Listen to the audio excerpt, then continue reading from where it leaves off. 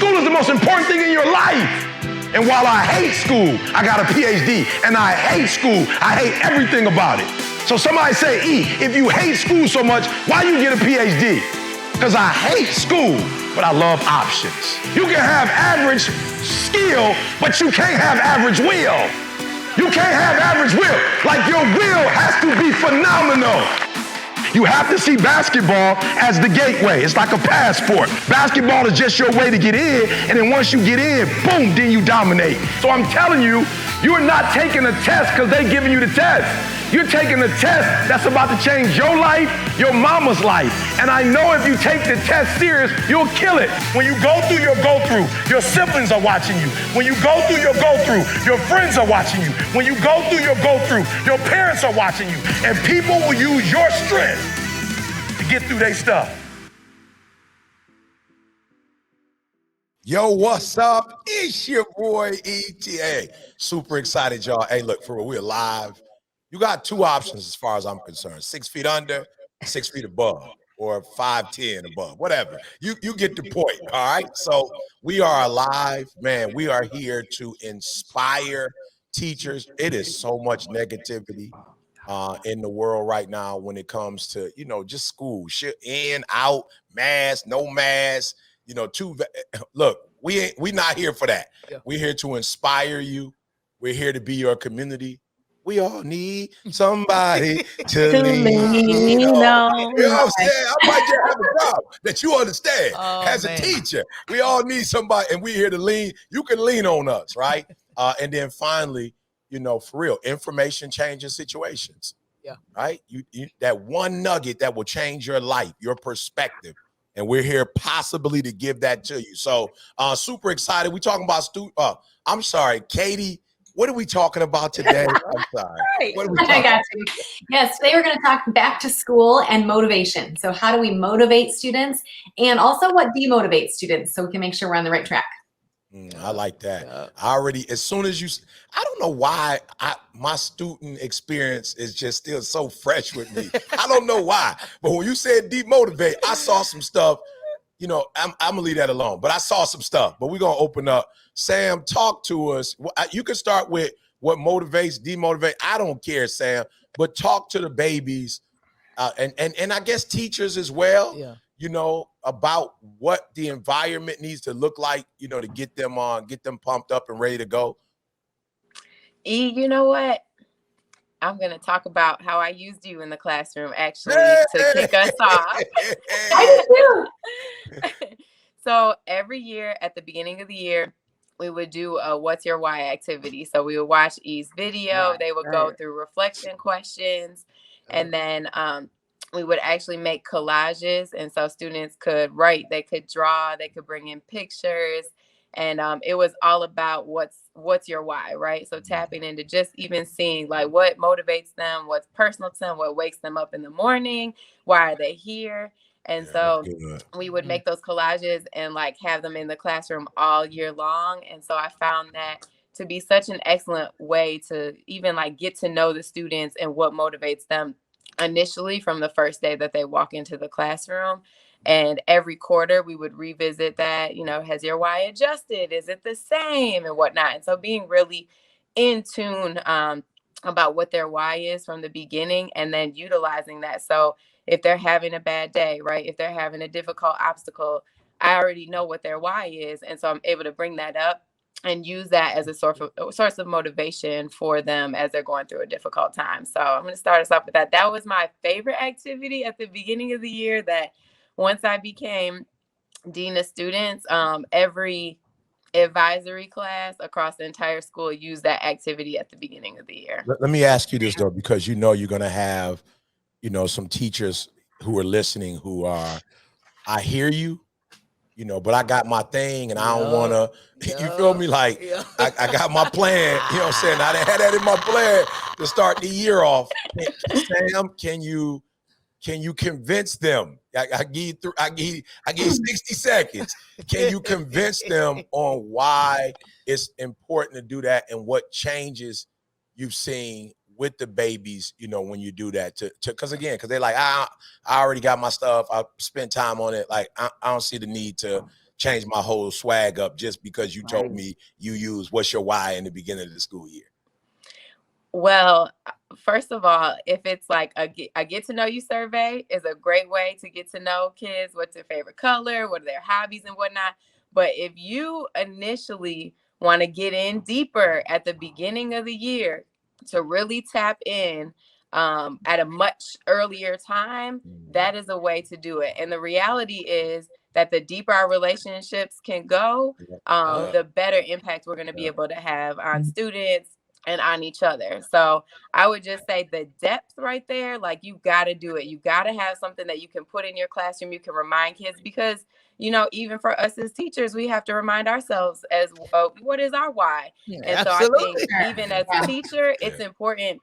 I always engage in the activity too. So it's a mutual thing. It's not just for the students to do. It's for you to open up as well. This is my why. This is what I'm motivated by.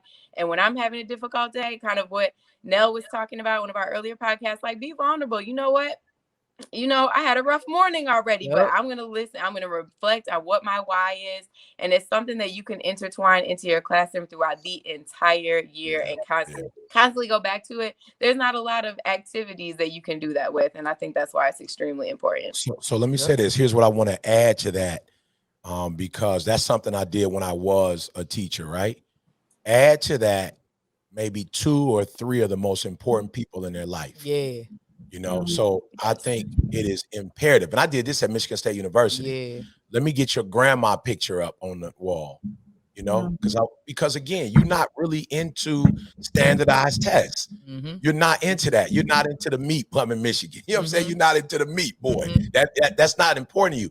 But your grandma is important to you. And going back to grandma and saying, you can actually bless your grandmother by doing well in school. You know, maybe your mother, you know what I'm saying? I'm just saying, I know, you know, in my community, the grandma is like grandma premier. You know what I'm saying? Grandma premier. For those of you who may know this information, you may not. Mama is premier. You know what I'm saying? First cuz, you know what I'm saying? These are some major influencers in their lives. And so yo, your grandma, like you doing this is going to help your grandma. That motivates some kids more than standardized tests. So I'm just saying, use them. Here's another thing, monthly if you can, and you don't have to do it, but monthly, make them write a letter or an email or text to that person tell them how they're doing. Like, grandma, I'm doing very well. I love you. I'm really doing it in school. And then here's the other point. If you're having a challenge with them, this was college, Jamal was having a hard time. He was on academic probation, final probation, extended final probation. And I told him, I said, yo, why y'all got my man on extended? Call his grandma. Easy. And we called grandma, and grandma was, baby, you up at the school playing? You said, Mom, grandma thought you was doing your schoolwork, right? I'm talking about Ma was like 19, 20, but grandma still had that influence and that impact. So a lot of you teachers, you know, you're making it hard on yourself because you're trying to be the influencer when just frankly you're not. It's 180 days. Miss, I don't care about you like that, Miss. Miss, I don't care about you like that. Don't they say Miss? They know your Miss, name. I don't know you. Listen, Miss, and what's fun to you is not fun to me. How about that? How about I'm an actual teenager? I'm not a 25-plus-year-old person. I'm not a 30-year-old. I'm not a 40-year-old, 50, 60. Miss, I'm not there. I'm not there. Hey, meet your kids where they at. Absolutely. Like, meet them at the crossroads. So they're going to have to conform to so many of your rules. So many of your rules, so many of your standards, your guidelines, your goals. The least you can do is meet them where they are so that they can buy into all of the plethora of acronyms and principles and everything that you want to give them. Like meet them where they are.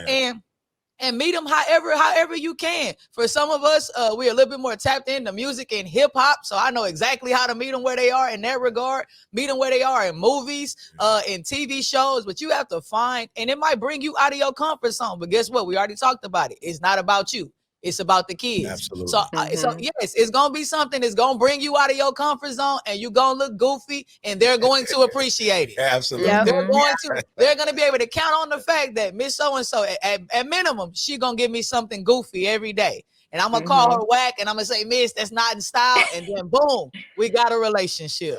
It's not as difficult as we think it is, but it does take intentionality. You have to, and you know what? Now, just to jump in right there, what you and E shared, I think even like including those questions, that set of questions should be not just what's your why, right? But go deep. Like, what are 5-6 questions where you can really go deep into them to figure those things out? Like you said, who are some of your favorite people mean much to you?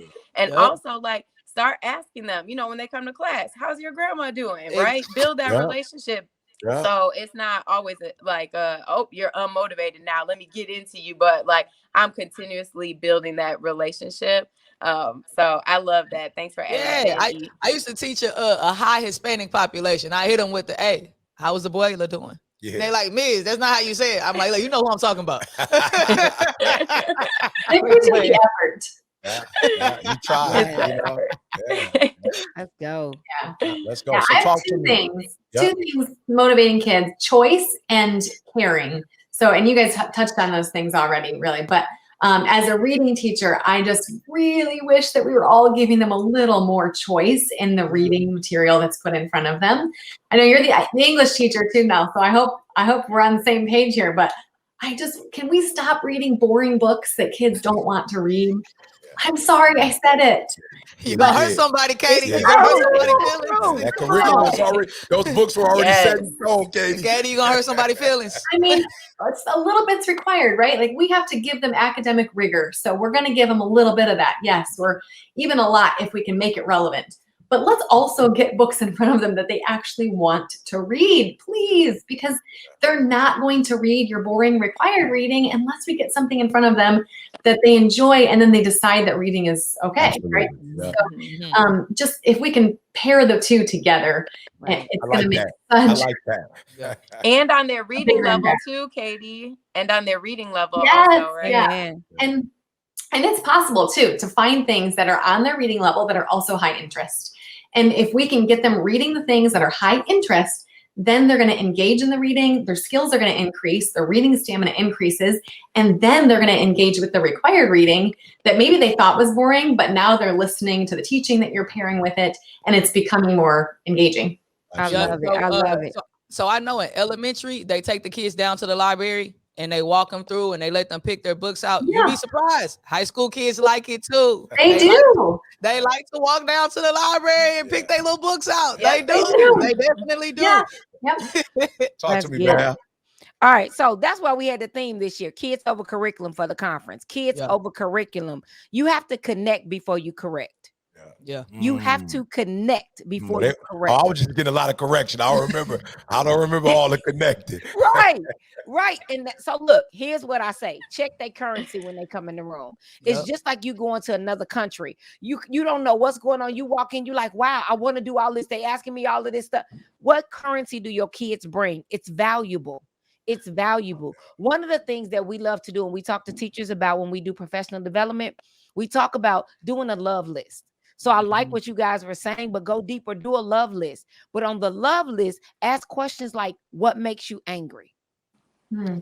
What's one place you've never been before? So you start checking other things besides that school stuff. You start checking like, man, if they say, I just want to go downtown. And you're like, oh, what, we've been here. Okay, they never been downtown.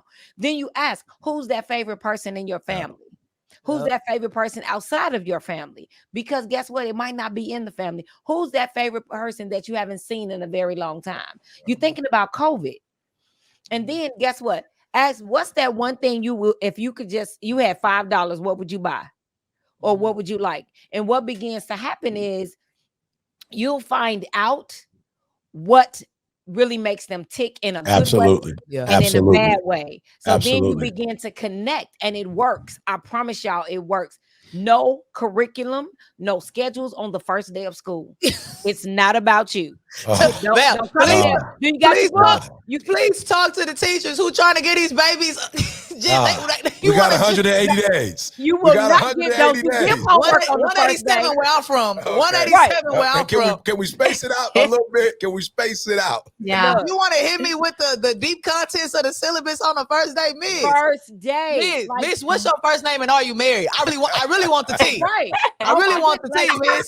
What's your first name? Are you married? You got kids? Tell me something about where do you shop at? Like, it's crazy how kids don't, when they see you out in public, they be like, oh my God. Like, you're a real person? Yeah, you're real right. person. You got a life? Outside. You like, yeah, I used to think Miss Biggs lived at the school. Miss Biggs lived, I think every time I came, she was there. When I left, she was the bunk beds is at the school, Exactly. But if you connect with your students, it's going to be easier to correct them. For sure. Yo, I wonder if we could figure out, and while you was talking about this just came to my mind. Come I wonder on. if we could figure out how to do what's the love language for the kids. I wonder, Hey, come on. They got if we can figure that out. They do. Yes, we need That's to figure good. that out. That's good, Neil. Yeah. Let's figure out how to do the love languages for the kids. For the kids, Because as I'm thinking about it, I had kids who, when I start handing out the candy, some kids like, Miss, I don't want this candy. And other kids are like, yes, the candy. You got some kids, if you just look them in the eye for 30 seconds and ask them something personal. Come on, Diz. Hey, Mel. Come on, Diz. Hey, Mel. That was me. That was me. That's how I know it. That was me. I just give me 30 minutes, 30 seconds, undivided attention. I'm ready to do all your schoolwork for you now.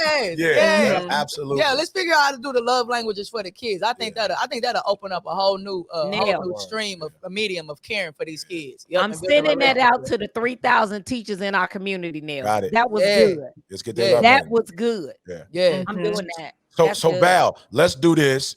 We're talking about motivating them and being creative and connecting. And we have, we got a whole, as Run DMC say, we got a lot of superstars on the stage here tonight, right? But we got a special guest who is a Grammy winner, right? Grammy winner, a teacher in the school district. I mean, how often do you have a Grammy winner as your teacher, right? That doesn't happen often. So this gentleman is a part of the ETA family. He's in Breathe You. He's in Game Changer. He just in everything, right? And in the school district, and I'm talking about Louisiana. I'm talking about in the school district. We talking about Katrina, different storms coming through there, kids being bust in from an hour away because they lost their homes. Like he in school, like not regular, just dealing with regular stuff. He dealing with kids who are displaced, life, poverty, the whole nine. If y'all can help me welcome Mr. Mickey Smith Jr. I think it's Mickey. Junior. Yeah, Mickey. What's up, Mickey? Come on in here. His new name. He's the Mickey Smith Jr. He's the Mickey Smith. Come on. Hey, this a blessing. This is a blessing. So good to be in the space and the place. Yo, E, thank you for the opportunity. Keep on going. Keep on going. Hey, that's the only way your sound gonna change the world if you keep going. I love it. Like I'm just so blessed to be in this noble profession. That's why I call it teaching, and just listening to what's been happening so far. Just reminded we don't just teach, we reach. Like I love the whole idea that really stop making it hard on yourself. You ain't no hero, no way. When you watch the Star Wars, Yoda wasn't the hero. He was the sound adult. The kids need to be the hero. So I love this idea of meeting them know where they at. And you told me a while back, don't you ever go nowhere and not share your sound. And see, the thing is this, folks think my sound is the music. It's the audible, but it's also the internal. So when you get on on that podium or behind that desk, you are doing more than just teaching. You are performing at a high level. You're creating a sound that can resonate with a child or even repel them too. So E, you told me before I started, you said I done messed up because he said don't even open your mouth until you share your sound. I brought a baby girl today, so I can just share a little something. See, share the sound. Tell us what you share your sound, and then tell teachers, because you are a teacher. You're in the classroom. You bring your baby with you, and after you do your sound, tell them about the sound we make as teachers, and just how you've been able to do it, especially in Louisiana, man, with so much. I mean, we talk, and so when the stuff was going on, you blessed my life, and that you allowed me to get in the classroom on stream via stream during the time frame. I was zooming in and talking to the babies, And but you're there every day. So give us the sound and then encourage us, man. Those of us who are going in every day. Most definitely. You know, my sound is my significance and comes from who I am. Everybody's got a sound, your background, your experiences. So if you come check me out, I grew up in church a little bit and I listen to that other music a little bit too. So now like when y'all be doing y'all stuff, y'all be hitting me strong. I feel a sound in my spirit. I feel a sound in my spirit. Don't try me this morning. Don't try me.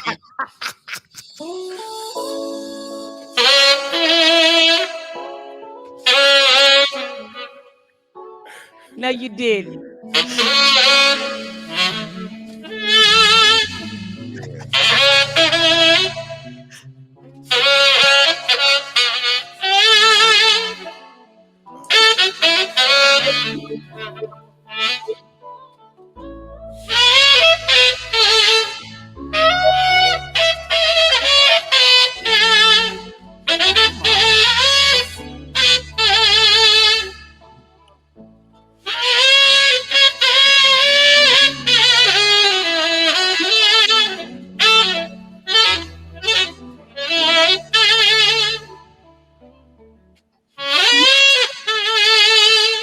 Look, I ain't gonna do too much. Y'all, I didn't. That's just enough.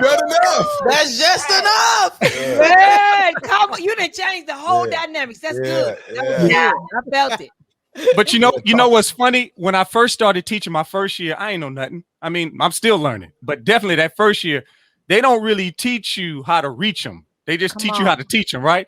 So I go in the classroom, I have my script because that's what they teach you. Script it all out, and I'm that dude. I like to have the details. So I went through the script, but I was nervous, y'all. 15 minutes in the class, I done blew through the script. I never forget the little boy. Little fella, my man looked up at me. He said, "Mr. Smith, is that it?" I say, "Yeah, that's pretty much it, bro." You know, like that was it. And we had another 35 minutes of class, and I'll never forget. Watch this. I picked up my horn because I went for what I knew. And I'm sharing this day, and there's somebody out there going, "Mickey, I don't really play an instrument. I need you to hear what I'm saying." You still have a sound. You still have a significance. And I believe that your sound is at the intersection of your gift and your passion.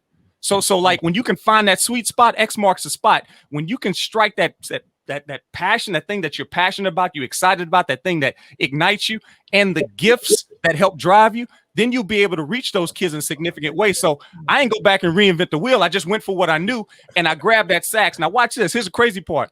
I didn't know that the little girls in the back was plotting on me, okay? Because I replaced the other dude, the other band director, and they didn't like me. I ain't done that, and I ain't said nothing. They were just like, "We just made up our mind. We don't like you, That's Smith." the T. Yeah, that's it. That's it. I didn't even know I was in danger. I'm out here with the midget mafia. They got plans on me, right? So I get up there. I done ran out of stuff, and I do this. I pick up my horn. I go,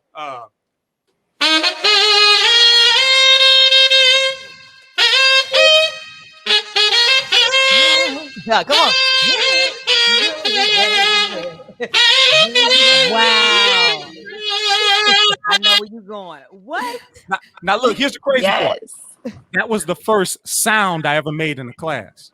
Fast forward, that little girl that was plotting on me, she has now gone on. She fell in love with me. That's my boo there. Like my first year, you know, the first year students are really special. The first year, you know, and she went on to get her bachelor's, her master's. She's working on her doctorate. She now is an administrator in Nigeria. And not too long ago, I was on this little show. And they was awarding me. And this particular female walked up to me. I was next to my wife. She held my hand and she said, "Mickey, we need you." And she celebrated me. Y'all, it was Alicia Keys. Alicia Keys I'm at the Grammys. Little fella from this little town. You ain't even heard of the town I'm from. They bulldozed the whole thing and built a chemical plant on top of it. Kicked us all out. We had so much stuff, like no value at all. And to go from a place that had little value, a forgotten community, to be on that phenomenal stage, and then hear my student call me and say, "Mr. Smith, you did it." I said, "Oh, thank you, baby. I thought she meant the Grammy." She said, "No." She said, "Do you realize the first sound you ever made in our classroom was the song Alicia Keys, If I Ain't Got You?" And now Alicia Keys is holding your hand. Come on. I'm not even saying all that to impress anybody today. I'm just trying to impress upon you. You don't even realize what sticks with a kid. Like that kid remembered that moment. She was like 11 years old. But in that moment, she wasn't even geeked up about the Grammy. She was geeked up about what that moment meant to her. See, it's not even about the subject matter like Val was talking about. It's about showing them that they matter and how they matter in the experience. It wasn't even about Alicia anything. Keys. Yeah. You know? So I mean, I'm so geeked. I'm so excited. I use what I be showing the video. That's why I was so blessed when you came in. Them kids didn't even know what was about to happen. They thought we was watching another ET video, which they was excited about. But then they started looking. They say, my man, is he froze? Is he buffering?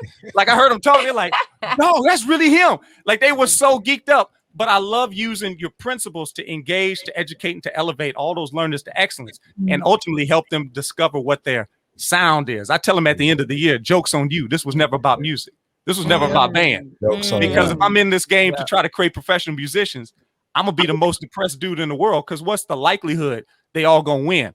Okay? It's like all them boys that said they're going to the NFL. I only had one dude go to the NFL that I taught, right? So if you out here coaching and teaching for that next person to be the next you got to get your eyes off yourself. I call it see yourself beyond yourself. You can't be teaching for that, you know? Yeah. Absolutely. Mickey, can you stick around? Do you have time to stick around? Come on. Okay, so let's talk about, go for it, Val. And we'll talk, Nail, and we're going to talk about what demotivates. As you build relationships with kids, what Mickey is showing you is you can have longevity in teaching, because if Alicia Keys, if I ain't got nothing, it's the first song my man been teaching. You heard that on phone, baby. If she was 11 and she got doctorate, he been here for just a minute. I can't with you now. Just a minute. When you build relationships, you can have longevity. That's it. Listen, oh man, y'all don't even want to get me started on that. Katie, write that down as a note, because Mickey, I was telling somebody the other day, I've had a privilege that Martin Luther King didn't have, that Malcolm didn't have, and that's I've been able to be around to see the fruits of my labor. We were at a restaurant yesterday, Gracie's. The owner, I think he is the founder of Carrabba's. He's the founder of Carrabba's. He came over to the table and was like, man, the stuff you doing in the world, bro. I mean, we had 7 kids, 7 adults. Yes. We had dessert, the whole 9, salads, entrees, desserts. He came to me and was like, yo, the owner said it's on him. Don't pull out a red cent. And so we're gonna talk about that later, because I think Mickey, teachers need to know you are going to be rewarded for what you do. Absolutely. It's just maybe it don't seem like it that year or the next year. The administrators don't seem like they care about you, but we're gonna get to that. But anyway, let's talk about Katie. Let's talk about, in your experience, what demotivates a child? Like in your experience, what have you seen? And so that we can help them to kind of get away from it, and then help teachers get away from it. Yeah, a couple things, really the opposite of what I said that motivates them. When we take away choice, there's lack of choice. Everything's scripted. We're not giving them choice or making it relevant. That's, of course, demotivating. And then when they don't think we care about them as much as we care about the content. And you guys have covered that really too, but they have to know we care about them first before the content, or else that demotivation is always there. And then the other thing we haven't really mentioned yet is if their basic needs aren't met. And so we have to pay attention as educators to make sure, they're not going to be highly motivated if they haven't had enough to eat or a proper amount of sleep, or, engaged household at home that's helping them or giving them a safe place to be. So, and we can't always control that, right? But there are things that we can do to help impact that. So our students are going to be demotivated sometimes, not always, right? But sometimes if we're not making sure that their basic needs are met. And as educators, we all, teachers, you're so good at this, but it's something we have to keep at the forefront of our mind, and making sure that their basic needs are met so that we can get them then to that academic rigor where we want them to be. I love it. Sam, what do you got for me? I think as teachers, of course, we're humans also, but something that's on top of my mind, just that I've heard students say in the past too, get excited in the classroom, get excited about what you're talking about. I know Nell started to go on this track, but be okay with embarrassing yourself in front of your class, act a fool, put yourself out there. Because students thrive off of that. If you're excited about the content, if you are trying new things and all that, they are going to be more interested and motivated, to learn the content versus oh, I went in and like, oh, she's always got an attitude. Everything's so negative. Like, I go in there, I did this wrong. I did 3 things wrong, and I've only been in the class for 2 minutes so far. And so I think really paying attention to like as a teacher, what comes out of your mouth, right? So yes, you do have to correct, right? You have to coach, you have to facilitate and all of that, but being really mindful as a teacher, the type of talk that's coming out of your mouth. And even sometimes I'm going to like, I have my bad days, you know, and I'm like, okay, wait, I said this is okay. Stop, self-reflect, self-correct, boom. All right. So let's get back to it. Let's get excited. Oh, boom, you know, so I think just being really, paying attention to that as the facilitator of the classroom is important. Kids don't like what demotivates them is when you always correcting them, but you can't be corrected. You always correcting them, but you can't be corrected. You can't apologize. You don't know how to apologize. I've met enough adults who don't know how to apologize because they haven't ever seen real apologies modeled for them. If you get something wrong, if you come at them the wrong way, just like you did it openly, apologize openly. Don't get me to I'm gonna pull them to the side and talk to them. No. I blasted them in public. Keep that same energy. I keep the same energy. I'm gonna apologize in public. If I gotta correct you in public, I'm gonna praise you in public. Let's not do the silent praises over in the corner. Kids want the same energy. They want to know that you are a human. Like, miss, if you at my head every day, if I see something that you didn't do right, don't try to give it. No, that's the way I meant it to be. Nah, I messed up. That's my bad. I messed up. Be an actual human up there. You're not a robot. I love it. Mickey, I saw your energy. Talk to you, Mickey. I saw your energy. Yeah, no, I'm feeling it. We just humanity on display at the end of the day. So, you know, for educators, you don't have to have all the answers, but you definitely have to answer that call each and every day. So I challenge educators to be sound and not just make a point to plan out your class, but to put purpose in your class. So like, what does that mean to be that sound adult? It comes down for me every day. I do a personal sound check. I make a point to see myself beyond myself each and every day. That means putting those kids where they need to be they're the hero, right? And I think having kids the way that I taught kids, you know, the way I see children. O stands for operating optimism and excellence every day. It ain't fake it till you make it. It ain't faith it till you make it, even though my grandma will get mad at me for saying that. But it's face it till you make it. Because grandma's book said what's in me is greater than anything that can come against me, right? Yeah. So I think it's understanding who we are and walking in that assurance. Doesn't mean perfection, but understanding who you are. U stands for utilize all available resources. N, nourish relationships. And D, don't stop. Keep going. I try to make a mental rubric of that every day and ask myself, am I being sound? I don't hit all of them every day, but if I can just hit one of those bad boys, then I'm being of great value to those kids that I'm charged over. Love it. Val, talk to me. I see the thinking thing going. Talk to me. Look, Sam tap danced on it real good. She said about the negative and the positive, but I always focus on grades. And you have to think, as an educator, we have been groomed to observe, evaluate, grade. So we always talking about what's wrong. And when we give them back their paper, it's -5. And I love Rita Pearson. Kids don't like teachers. They don't work for teachers they don't like. They just don't. Right. And I like that. The thing I need y'all to understand, give the paper back with how many you got right. Yeah. And when I promise you, I gave our color pens. I took away the red pens. Like, stop making my growth about the negative impact of it. If I got an A, you still put -5, A+. Miss, that's an A. Right, exactly. Put +40, put whatever, but figure out a way to connect with your kids. It's about growth, y'all. It's not about the grade. It's about growth. And I promise you it works. When I tell you it works, it works. Don't stop. I can hear somebody.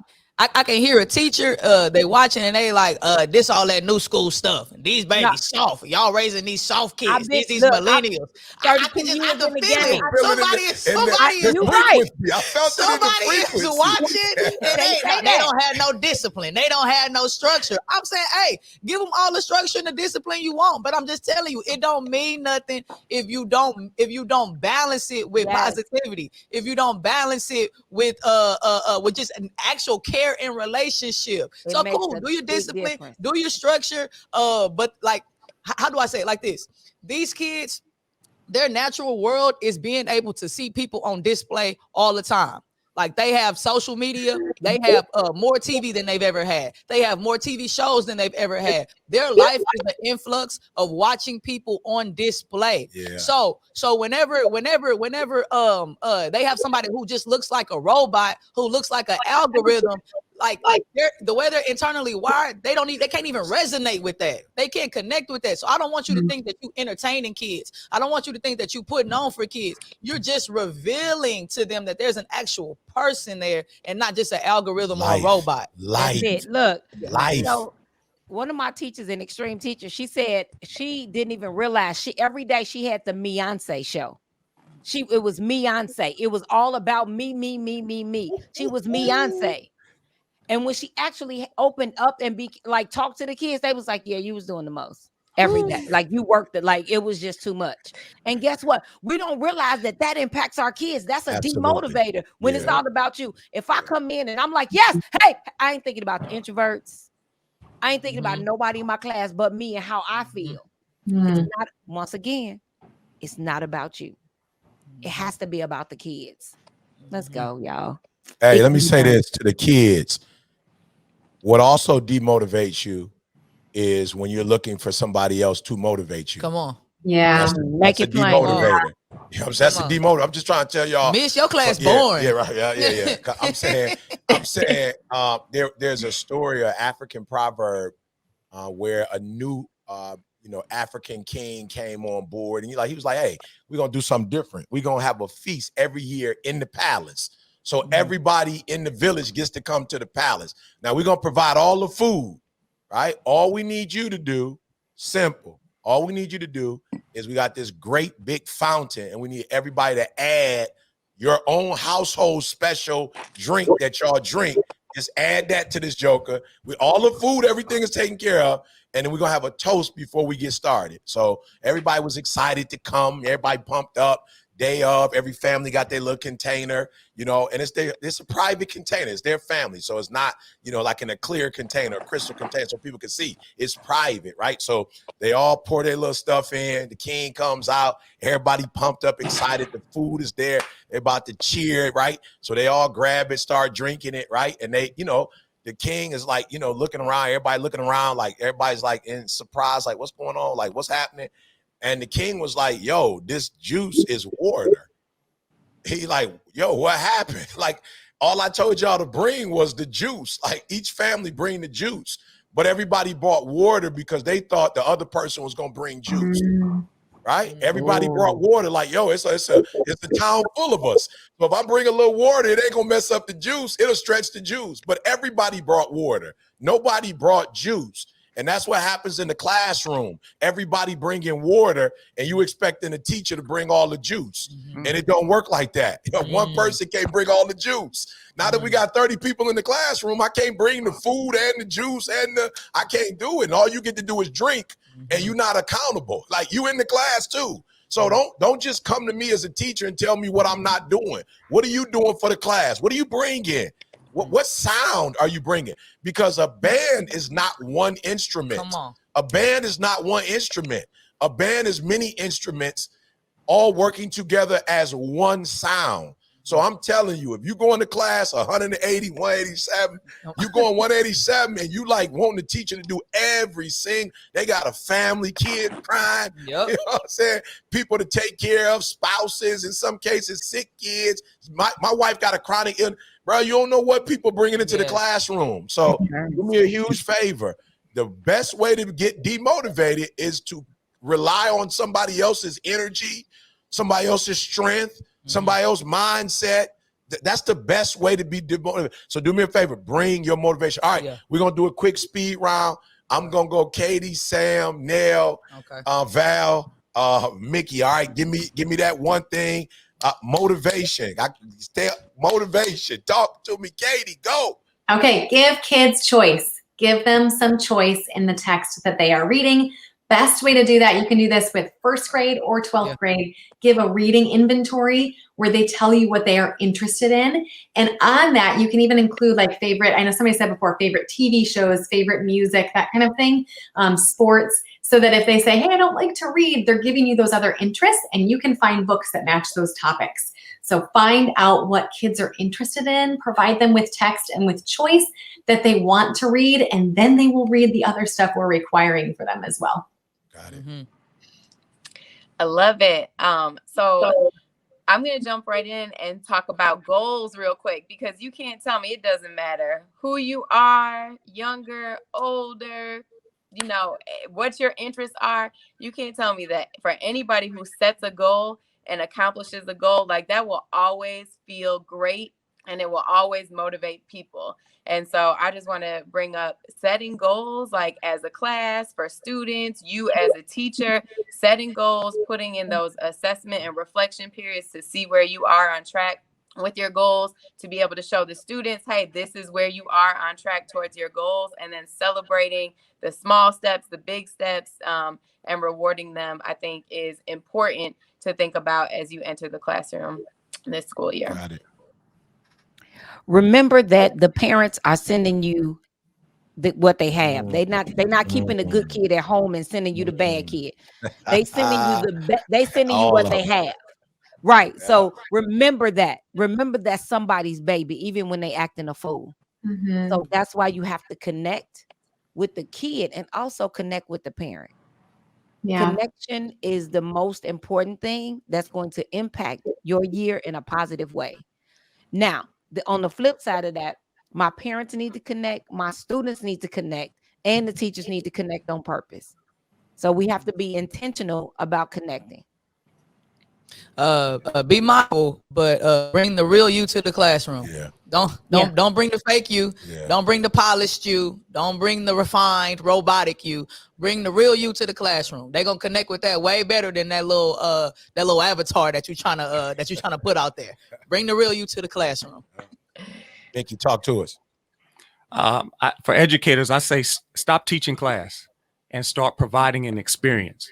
You know, every time I talk to a kid, they're like, man, I love being in Mr. Smith's class, but they don't talk about it like a class. And that's because I tell my kids, this is not the band class.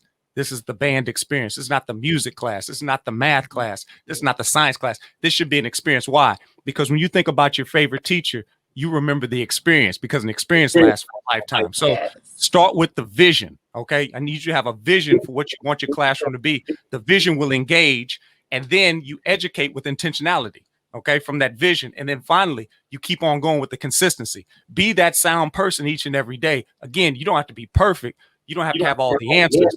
You just answer that call every day, and you be the person that you were charged to be over them each and every day. Hey, I would just say, guys, look, remember, you're a professional, they're an amateur. All right, like stop acting like they the professional. You are the professional. You got a 4-year degree, a master's degree. You know, you could probably even PhD. Right? They're in the 3rd grade. They're in the 4th. You're the professional. You the pro. Right? So don't expect an amateur to act like a pro. And pros, stop acting like amateurs. Hey, it's time to go into the office now. It's time to go in the office. All right. And then right after the office, we're going to have another quick snippet special. I just got fired up with the sacks. We're going to get a little bit more of that after we go into the office with B. All right. B's going to record later, so you can go and do your thing, Sam, Mickey. He's going to record his piece later. Okay. So you can take us out. Come on, we taking you back, a little Michael Jackson, y'all.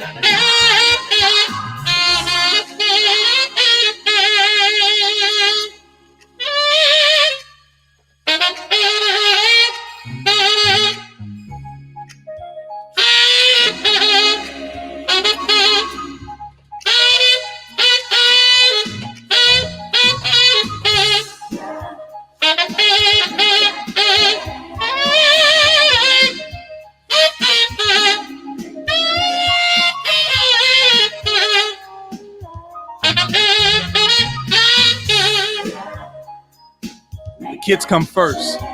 But in order to put the kids first, we got to be the best version of ourselves.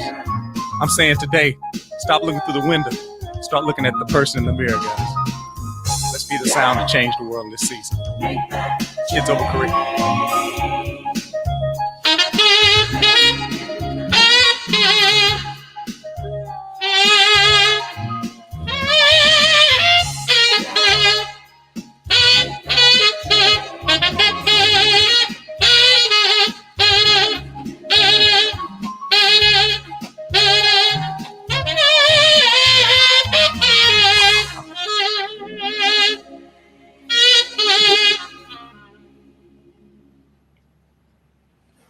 Amazing.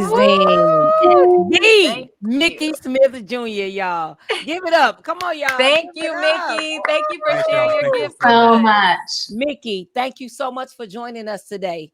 Thank you so much. Welcome back, everybody, to B's Office Hours, where we truly go back to school to recap and review some of the most impactful points from today's broadcast. And today, we're talking about a topic that is near and dear to our hearts here at ETA, which is, of course, motivation. Now, Sam kicked it off super strong by saying, let's just get to the root. What is our why? What is the why of our students, right? Remember, kids are not inherently invested in standardized tests or the curriculum, but they do care about their mom, their grandma, somebody in their life they care about. And we have to learn how to tap into that. See, everybody is self-motivated. On some level, we're all self-motivated. We just have to learn how to activate that self-motivation. And sometimes that means getting to the root of what is their why? What do they care the most about?